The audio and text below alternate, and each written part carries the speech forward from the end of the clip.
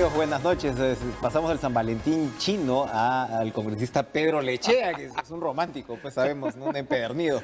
¿Cómo está Pedro Lechea, congresista no agrupado? Gracias por estar con nosotros. Y buenas noches a todos los amigos que nos siguen. Bueno, lo primero, en lo inmediato, el Ejecutivo ha anunciado que va a observar esta ley que modifica el pago de CTS en el caso de salud, y la señora Molinelli, que encabeza pues precisamente salud, había afirmado que en 3 años esto iba a costar 700 millones de soles. Anoche su colega Úrsula Letona nos ha dicho acá que su colega congresista, es decir, no digo compañera de bancada, ¿no? de ninguna manera doy a entender nada similar. Yo no he negado nada. Lo que ella señala es que esto sencillamente, esta decisión del Parlamento, todo lo que ha hecho es legitimar una suerte de jurisprudencia, porque ya hay sentencias que obligan al Estado pues a pagar así, y que además el Estado es el principal deudor por el lado de salud. ¿Cómo cree que va a reaccionar el Congreso? Yo te voy a hablar con una frase de Felipe Pardo y Aleada.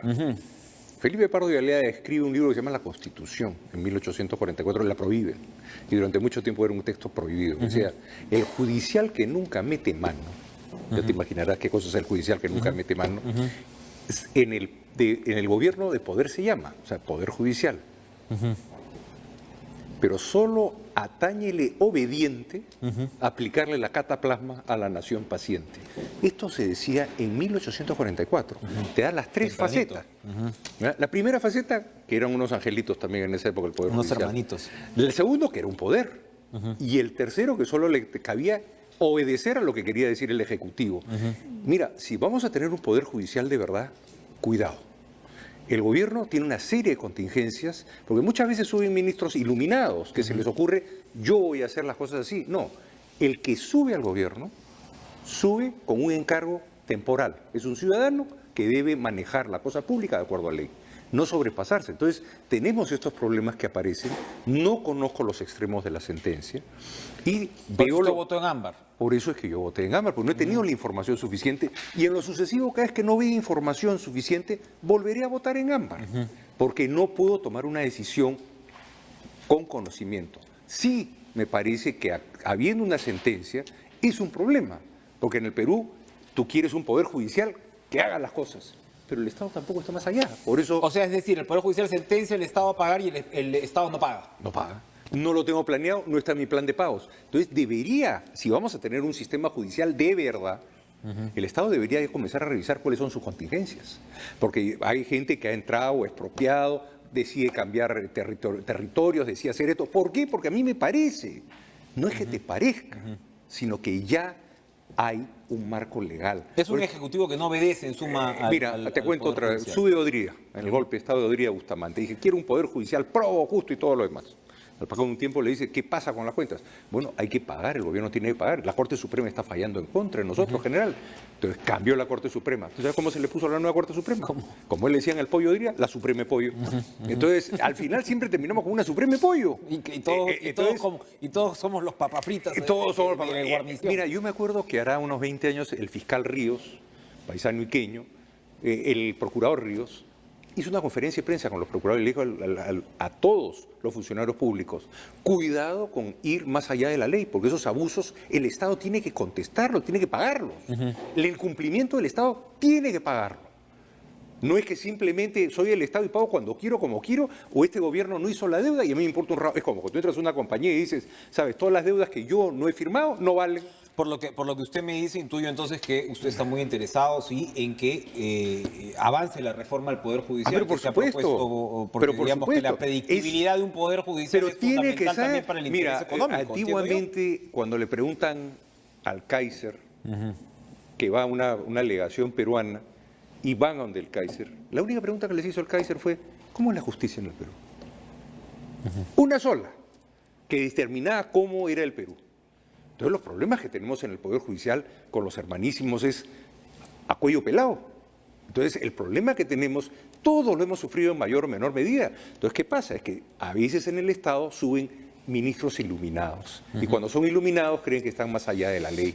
Y después vienen los juicios y él ya está en su casa, pero el Estado es el que tiene que acumular las consecuencias. ¿El presidente Martín Vizcarra está actuando como un iluminado con sus propuestas Yo de reforma no judicial? hablo del presidente Martín Vizcarra. Te doy la actitud que hay cuando se llega al gobierno. Súbitamente tenemos un contagio que es la ciudad virreinal y nos sentimos virreinales. Espero que no sea el caso en esta vez. ¿Satisface el paquete de proyectos de ley y la propuesta me sobre parece... el CNM? Hablemos primero de la reforma judicial, no del tema de reforma política. La reforma judicial es un imperativo. Es un imperativo que espero que para los 200 años de independencia del Perú no cometamos la locura de convertirnos en un protectorado, porque hay algunos que dicen que demos la ley para que vengan a manejarnos la ley desde afuera. Eso significa que en Naciones Unidas hay una oficina que se llama protectorado. Entonces el Perú, todo lo que se trata de derecho, se lo pasamos al protectorado y nos vamos a 200 años y nos convertimos en menores de edad.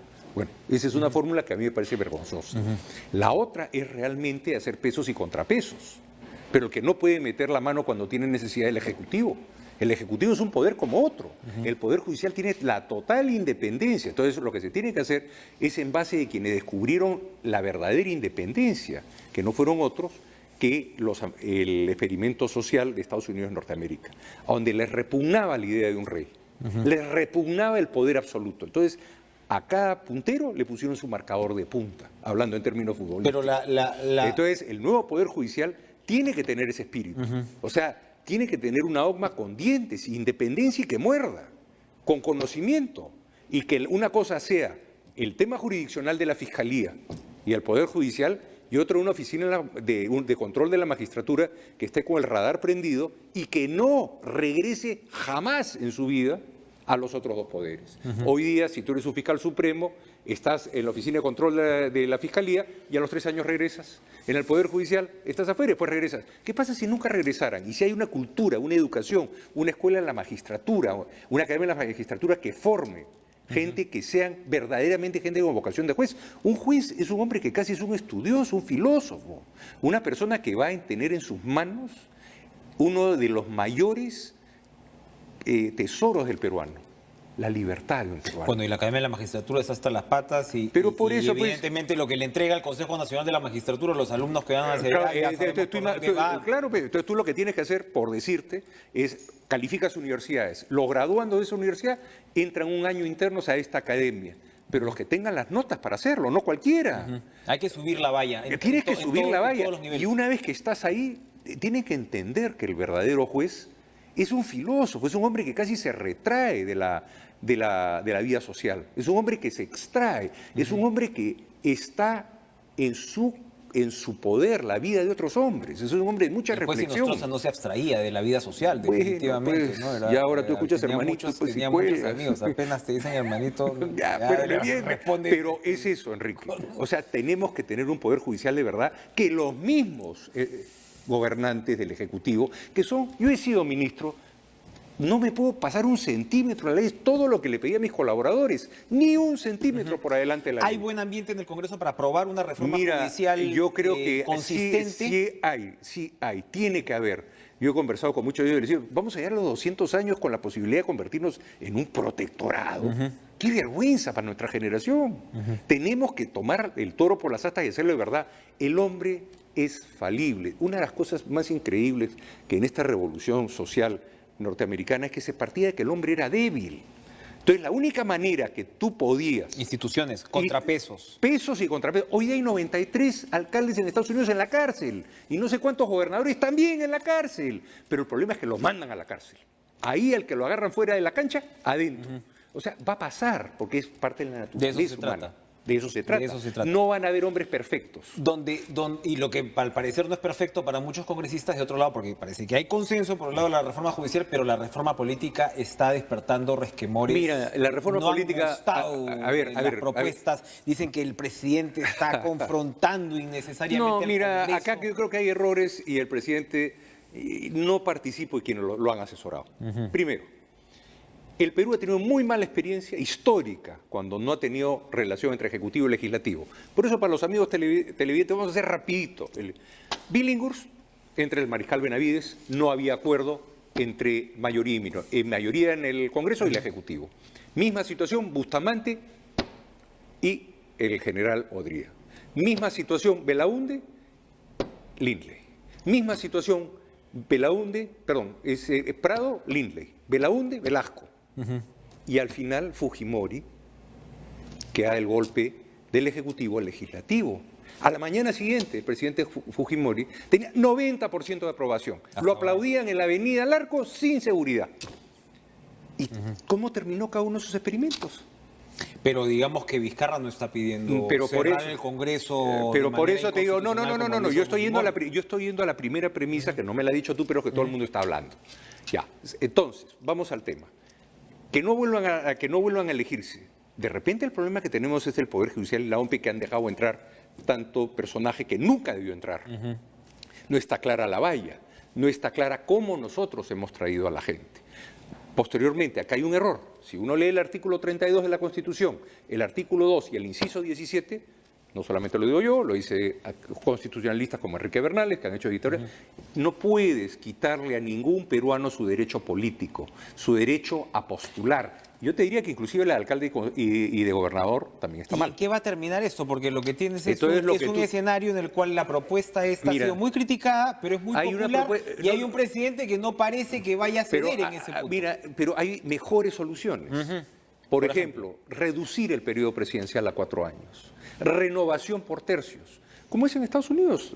Para cada 2 años cambiando toda la Cámara de Diputados. Toda.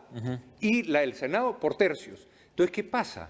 Vives en proceso. Vives todo el rato ante la frustración que hoy tiene el pueblo. Que tiene que soplarse 5 años y no puede decir nada de una mala decisión. Y te ayuda a reacomodar las relaciones con el Ejecutivo, ¿no? O sea, correcto. Si el Ejecutivo tiene razón y el Legislativo no lo tiene, cambia a favor del Ejecutivo. Si el Ejecutivo no la tiene, el Legislativo... Se está moviendo el ambiente para poder introducir una propuesta de renovación. Yo lo voy a mover, porque yo creo que eso es lo que necesitamos. ¿Por mitades o por tercios? ¿Qué Cámara plena y en el caso del Senado tercios. Tú tienes que pensar que el diputado siempre va a jalar para la provincia, porque es elegido por la provincia. Entonces, obviamente, los paisanos le dicen, oye, ¿y tú qué estás haciendo por nosotros? Entonces siempre va a tener una sensación de centrífuga. O sea, eso va a tratar, en cierta forma, de separar al país un poco. Pero la lista única nacional, que es el Senado, es lo que une al país. 30, qué poquitos, ¿no? Mira, esas son cifras que de repente por eso tampoco la gente se siente representada. ¿A quién le presto yo la cara?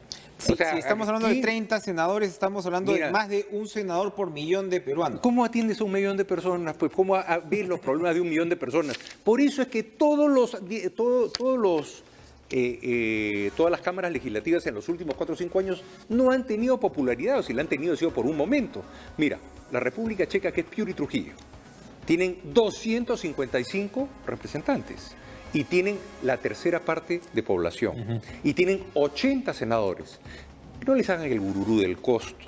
El costo del legislativo hoy día es el 0,4% del presupuesto de la República.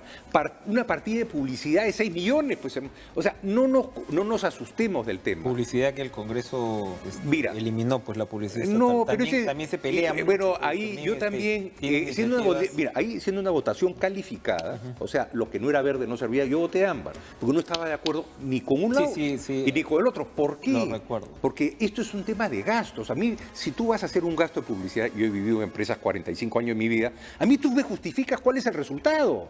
No simplemente, voy a ser popular. ¿Por qué? No, pues. O sea, tú tienes que hacer una publicidad justificándola técnicamente. Así es. O, por ejemplo, un día me dijeron, ¿quiere hacer estudios? Mi respuesta fue, no, yo ya estudié. No necesito hacer estudios, pues. Entonces, hay gastos que tenemos que bajar. En líneas generales, 100.000 millones de soles para invertir 50.000. Cuidado. O sea, necesitamos 2 soles por cada sol de inversión. Entiendo que está el Ejército y las Fuerzas Armadas, podrías quitar 20.000, 30.000 millones de soles. Aún así, es mucho. Me quedo con la idea que usted va a mover la renovación por tercios. A mí, porque es lo que ha funcionado. O sea, bueno, el pueblo está siendo todo el tiempo consultado. Todo el día tiene la gente que estar saltando en zapatillas en el sitio. Y bueno, y para eso habría que aprovechar el voto electrónico, voto por internet y demás. No. Yo creo que el voto tradicional, el voto electrónico está prohibido en Alemania porque puedes hacer trampa en las computadoras. Tiene que ser voto con presencia y es mejor que la gente cada cierto tiempo diga sí, sí. La pausa comercial tradicional. Gracias, Pedro Lechea, por acompañarnos esta noche. Muy interesante. Yo creo que todavía este debate político va a tener que correr, porque si queremos este referéndum para diciembre, va a tener que correr. Son ideas que hay que tomar en cuenta. Y yo quisiera que esto estuviera para diciembre. Voy a pelear para que así sea. Muchas gracias por estar con nosotros. Vamos a ir a una pausa y regresamos porque estamos pues en el LUM. Manuel Burga es el nuevo presidente, director del LUM. Nos acompaña esta noche pues para conversar sobre si se vienen cambios, qué modificaciones habría, cómo va a seguir funcionando el lugar de la memoria. No se muevan. Pero es la permanencia.